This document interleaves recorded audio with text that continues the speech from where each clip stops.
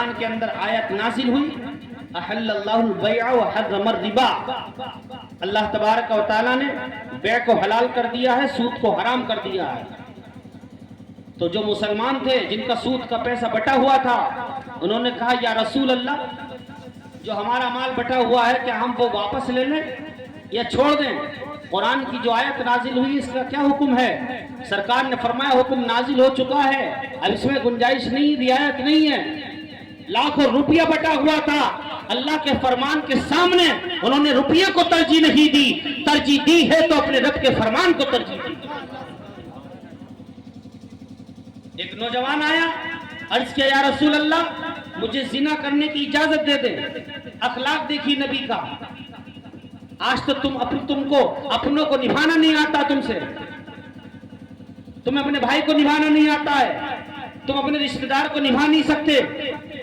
آج رشتہ دار کی رشتہ دار سے نہیں بن پا رہی ہے، بھائی بھائی کی نہیں بن پا رہی ہے۔ میرے نبی کا اخلاق دیکھیے، میرے پیغمبر کا کردار دیکھیے۔ سرکار دو عالم کے سامنے ایک نوجوان آیا اور سوال دیکھیے، اجازت دیکھیے کس گناہ کے لیے مانگ رہا ہے۔ اگر آج کل کے کسی مولانا کے پاس آتا تو خون کھول جاتا اور کہتا تیری ہمت کیسے ہوئی، برا کام کرنے کا ارادہ رکھتا ہے اور اجازت مجھ جیسے مولوی سے لے رہا ہے۔ اس کے گال پہ تھپڑ رسید کر دیا جائے۔ لیکن حضور کا کردار سبحان اللہ، ابھی تو دل کرتا ہے کہ پیغمبر کو پڑھا جائے، سنا جائے، ان کی سیرت پہ جلسے کیے جائیں، تاکہ اس قوم کو، جو قوم کتابیں بند کر کے بیٹھی ہے، مدرسوں میں کبھی جھانک نہیں رہی ہے، ارے انہی جلسوں سے دین لے کے چلے جاؤ۔ ان جلسوں سے بھی اگر دین لے کے جاؤ گے تو تم کامیاب ہو جاؤ گے۔ سرکار سے اجازت طلب کی، یا رسول اللہ مجھے اجازت دیجئے کہ میں زنا کروں، بس مجھے اس کام کی اجازت دے دیں۔ تو سرکار نے یہ فرمایا کہ تمہیں اچھا لگے گا کہ تمہاری ماں کے ساتھ کوئی زنا کرے؟ اب طریقہ دیکھی سمجھانے کا۔ حضور نے یہ نہیں فرمایا کہ زنا حرام ہے، زنا بہت بڑا گناہ ہے، بہت بری چیز ہے، اور تیری ہمت کیسے ہوئی مجھ سے اس طرح کی بات کرنے کی؟ تجھے معلوم نہیں ہے میں رسول ہوں، نبی ہوں؟ نہیں، میرے پیغمبر دنیا والوں کا مزاج جانتے تھے۔ میرے پیغمبر کو معلوم ہے کہ سامنے والے کو کیسے سمجھانا ہے۔ وہ ابو جہل جو رات و دن سازش پہ سازش رچتا تھا، پلاننگ پہ پلاننگ کرتا تھا میرے نبی کے مشن کو مٹانے کے لیے، لیکن میرے پیغمبر نے جب بھی اس سے ملاقات ہوا کرتی تھی، آپ اس کے سامنے مذہب اسلام کو پیش کر دیا کرتے تھے۔ آج ہماری کوئی بات نہیں مانتا ہے تو ہم جیسا مولوی دور ہٹ جاتا ہے، کیا یہ سنتا تو ہے نہیں، اس سے کہنا کیا ہے؟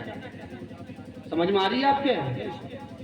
یا تم میں سے کوئی ایسا ہو، تم نے کسی کو اچھی بات بتائی اور نہیں مانی ہو تو تم دوبارہ اسے نہیں سمجھاؤ گے؟ ارے جا لکھو، ہماری خبر میں کوئی لیٹے گا، برا کرے گا، برا بھگتے گا، سمجھ رہے ہیں؟ لیکن سرکار کا یہ طریقہ نہیں تھا۔ سرکار کا تبلیغ کا طریقہ یہ تھا کہ جب بھی ابو جہل ملتا تھا، سرکار فرماتے تھے قولوا لا الہ الا اللہ، کہہ دے لا الہ الا اللہ، کلمہ پڑھ لے میرا تو کامیاب ہو جائے گا۔ اور ایک نقطے کی بات سنیے، سرکار کو جب بھی ابو جہل ملتا تھا، سرکار تبلیغ کرتے تھے، کہتے تھے پڑھ لے کلمہ، اب بھی پڑھ لے، وقت ہے اب بھی پڑھ لے۔ ایسا نہیں تھا کہ سرکار کو پتہ نہیں تھا کہ یہ کلمہ پڑھے گا بھی یا نہیں پڑھے گا، پتہ بھی تھا کہ یہ نہیں پڑھے گا۔ کو یہ بات معلوم تھی، قرآن نازل ہو چکا تھا، ختم اللہ علی قلوبہم وعلی سمعہم وعلی ابصارہم غشاوہ ولہم عذاب عظیم۔ قرآن کی آیت سورہ بقرہ، ان الذین کفروا سواء علیہم انذرتہم ام لم تنذرہم لا یؤمنون۔ قرآن نے کہہ دیا لا یؤمنون، یہ ایمان نہیں لائیں گے۔ ایمان یوں نہیں لائیں گے کہ ان کی آنکھوں پر، ان کے کانوں پر، ان کی بصارت پر، ان کے دلوں پر مہر لگی ہوئی ہے، انہیں حق سمجھ میں نہیں آئے گا۔ ایک خاص قسم کا پردہ پڑا ہوا ہے، یہ حق کو پہچان نہیں پائیں گے۔ اب بتائیے ذرا جس پیغمبر کو بالکل کنفرم پتا ہو کہ یہ کلمہ نہیں پڑھیں گے، انہیں تم کتنے ہی ڈراؤ کتنے ہی سمجھاؤ ان کی سمجھ میں نہیں آئے گا، لیکن حضور پھر بھی جب بھی ملتا تھا میرے پیغمبر اسے یہ پیغام دیتے تھے کہ کلمہ پڑھ لے تو کامیاب ہو جائے گا۔ یہ درس کیوں دیا؟ تو مفسرین فرماتے ہیں کہ سرکار نے یہ طریقہ اپنی امت کو سکھایا کہ دنیا والے تم سے کتنے ہی بچیں لیکن تمہیں نہیں بچنا ہے۔ تم امام بنو گے، تمہارے مقتدی تم سے بات نہیں کریں گے لیکن تمہیں منہ نہیں موڑنا، تمہیں پھر بھی بات کرنی ہے۔ تم عالم دین بنو گے، لوگ ہو سکتا ہے تم سے بات چیت نہ کریں لیکن تمہیں ان کی طرح نہیں بننا ہے۔ ہو سکتا ہے لوگ تمہیں اپنی محفلوں میں نہیں بلائیں لیکن تمہیں ان کی طرح نہیں بننا ہے، تمہیں اپنی محفل میں نہیں بلانا ہے۔ اسی لیے عالم دین، ائمہ کرام، علماء کرام یہی محنت کرتے ہیں، تم ان کی بات مانو یا مت مانو، جب بھی موقع ملے گا وہ تمہیں دین سمجھائیں گے، ایک بار نہیں جب تک جیئیں گے وہ یہی کہتے رہیں گے کہ تمہیں اسلام کو مضبوطی سے تھامنا ہوگا، رسول اعظم کی شریعت پہ عمل کرنا ہوگا، کامیابی اسی میں ہے، کامرانی اسی میں ہے۔ پیغمبر نے سکھایا ہے کہ دین کا کام کیسے کرنا چاہیے، کیونکہ دین کوئی سمجھے یا نہ سمجھے لیکن آپ جتنا سمجھاتے جاؤ گے اللہ رب العزت اس پر آپ کو ثواب عطا فرمائے۔ حضور سے پوچھا گیا یا رسول اللہ جب آپ کو معلوم ہے ابو جہل کلمہ نہیں پڑھے گا تو آپ اس سے بار بار کیوں کہتے ہو؟ سرکار نے فرمایا مجھے پتا ہے یہ کلمہ نہیں پڑھے گا لیکن میں اپنا ثواب کم کیوں کروں؟ ارے کب بولو گے؟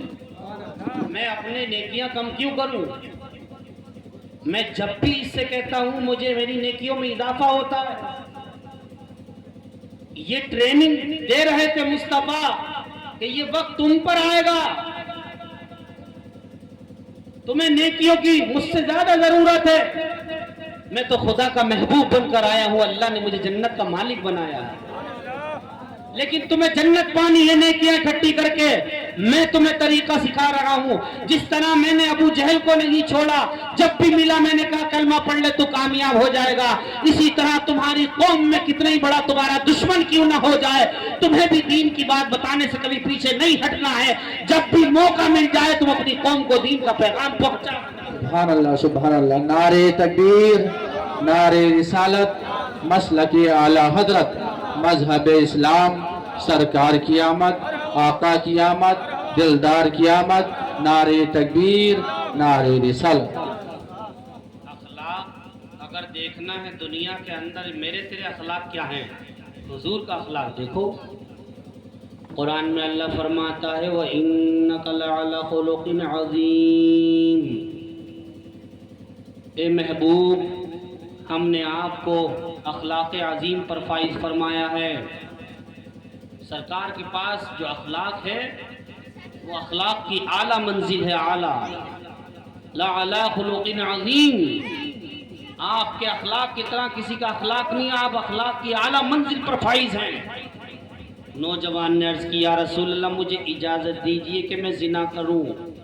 سرکار نے فرمایا کیا تمہیں اچھا لگے گا کہ کوئی زنا تمہاری ماں کے ساتھ کرے؟ کیا تمہیں یہ بات پسند آئے گی کہ کوئی زنا تمہاری بہن کے ساتھ کرے؟ تو اس نے کہا بالکل پسند نہیں آئے گی۔ سرکار نے فرمایا کیا تمہیں یہ بات اچھی لگے گی کہ کوئی زنا تمہاری پھپھی کے ساتھ کرے؟ کہا یا رسول اللہ بالکل بھی اچھا نہیں لگے گا کہ کوئی میری پھپھو کے ساتھ زنا کرے۔ تو سرکار نے فرمایا جب تمہیں پسند نہیں لگے گا تو تم کسی عورت کی بہن بیٹی کے ساتھ زنا کاری کرو گے تو اس کے گھر والوں کو کیسے اچھا لگ جائے گا؟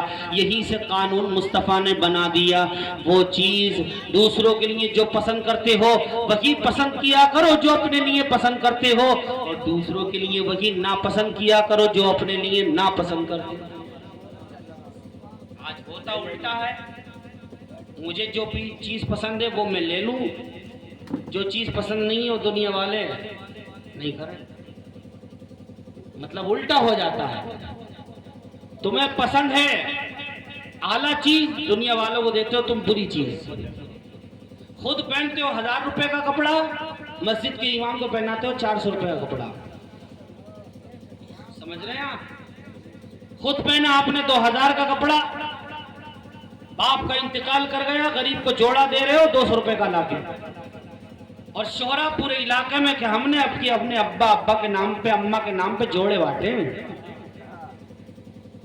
حضور نے یہ قانون بنایا کہ جو چیز اپنے لیے پسند کرو وہی چیز دوسرے کے لیے پسند کرو، اور جو چیز تمہیں پسند نہیں ہے وہ چیز دوسرے کے لیے پسند مت کرو۔ یہ ہمارے نبی کا طریقہ تھا۔ نوجوان نے جب اتنا سنا کہ ہاں اگر کوئی میری بہن پہ نظر ڈالے گا تو مجھے پسند نہیں ہے، تو پھر میں کیوں دوسری کی بہن پہ نظر ڈالوں؟ بس حضور کا اخلاق تھا، اخلاق دیکھا، بات کرنے کا انداز دیکھا، قدموں میں گر گیا، یا رسول اللہ گستاخی معاف ہو، میرے آقا آج سے میں عہد کرتا ہوں اس گندے خیال کا، گناہ کا خیال بھی اپنے دل و دماغ میں کبھی نہیں لیتا۔ میرے نبی نے دین کا کام بڑے پیار سے کیا، بڑی محبت سے کیا ہے۔ ایک اعرابی آیا مسجد نبوی کے اندر، سرکار صلی اللہ تعالی علیہ وسلم کے سامنے مسجد نبوی میں بیٹھا ہوا ہے، اور نکلتے وقت نماز پڑھی، نکلتے وقت مسجد نبوی کے اندر پیشاب کرنے لگا، کیونکہ وہ گاؤں کا تھا، دیہات کا تھا، اعرابی تھا، اسے معلوم نہیں تھا کہ مسجدوں کا مقام اور ادب کیا ہوتا ہے۔ سمجھ رہے ہیں آپ؟ صحابہ کرام جھپٹے کہ اسے پکڑا جائے، حضور نے فرمایا رک جاؤ، تمہیں دکھ نہیں رہا وہ پیشاب کر رہا ہے؟ اور پیشاب کرنے والے انسان کو آپ بیچ میں نہیں روک سکتے، اس کو باڈی کے اعتبار سے نقصان ہو سکتا ہے۔ یعنی ایک طرف پیغمبر دین بھی سکھائیں گے اور دوسری طرف اس کی جسمانی حالت پہ بھی نظر فرما رہے ہیں۔ سرکار نے فرمایا رک جاؤ، اسے اپنی حاجت سے پہلے پورا فارغ ہونے دو۔ جب وہ فارغ ہو گیا، سرکار نے ڈانٹا نہیں، مارا نہیں، جھپٹا نہیں، مسجد سے باہر نہیں کیا، بلکہ سرکار نے صحابہ کو حکم دیا جاؤ پانی بھر کے لے کر آؤ، جہاں اس نے پیشاب کیا ہے پانی سے اس گندگی کو بہا دو۔ اب وہ اعرابی کھڑا ہوا دیکھ رہا ہے، صحابہ مسجد نبوی کی اس زمین کو دھو رہے ہیں، اس جگہ کو پاک کر رہے ہیں، اور اس کے پیشاب کو دور کر دیا، گندگی کو دور کر دیا، اور آپ پانی بہا کر پوری جگہ کو صاف ستھرا کر دیا۔ اعرابی دیکھ کر سمجھ گیا کہ ہاں مسجد ایسی جگہ ہوتی ہے جس میں یہ گندگی نہیں کی جاتی ہے، بلکہ مسجد وہ جگہ ہے جہاں خدا کی عبادت اور ریاضت ہے۔ سبحان اللہ، سبحان اللہ، بہت خوب، ماشاءاللہ، بہت اچھا پیغام۔ اسلام کو آپ سمجھیں اور اسلام کو صحیح طریقے سے پہنچانے کی کوشش کریں۔ نام اسلام کا ہوتا ہے اور اس کے اندر چھپا ہوا معاملہ کچھ اور ہوتا ہے، تو اس میں آپ کامیاب نہیں ہوں گے۔ ہم کہیں کہ آپ کو دین کی بات بتانے آئے ہیں، اور اگر ہماری نیت پیسوں پہ ہوگی، نذرانے پہ ہوگی، تو یہ بات ہماری کامیاب نہیں ہوگی۔ سارا چٹا دنیا میں بھی کھلے گا مرنے سے پہلے، اور مرنے کے بعد آخرت میں بھی کھلے گا۔ اسی لیے حق بات کہنے کے عادی بنو، سچی بات سننے کے عادی بنو، چاپلوسی کرنا بند کرو، اور اچھے انسان کی قدر کرو۔ آج اچھے انسان کی قدر نہیں ہے، جس سے مطلب ہے اس کی قدر ہے۔ سماج کے اندر اگر تمہاری بستی میں کوئی ایسا عالم ہے جس کے ذریعے دین کا بہت بڑا کام ہو سکتا ہے، تو آپ یہ مت دیکھو وہ کس کا بیٹا ہے اور کس برادر سے تعلق رکھتا ہے۔ آپ یہ دیکھو کہ یہاں برادر نہیں دیکھی جاتی ہے، یہاں خاندان نہیں دیکھا جاتا ہے، یہاں مصطفیٰ کی غلامی دیکھی جاتی ہے۔ جو حضور کا سچا غلام ہے، جو ہنر رکھتا ہے دین کا کام کرنے کا، وہی ہمارے سر کا تاج بنے گا، وہی قوم کا امام بنے گا۔ اس کے ساتھ مل کر دین کا کام کرو، پھر دیکھنا اس کی برکتیں اور رحمتیں کتنی نظر آئیں گی۔ گھر والے سے جب کام لیا جاتا ہے تو وہ باہر والے سے زیادہ کام کر دیا کرتا ہے۔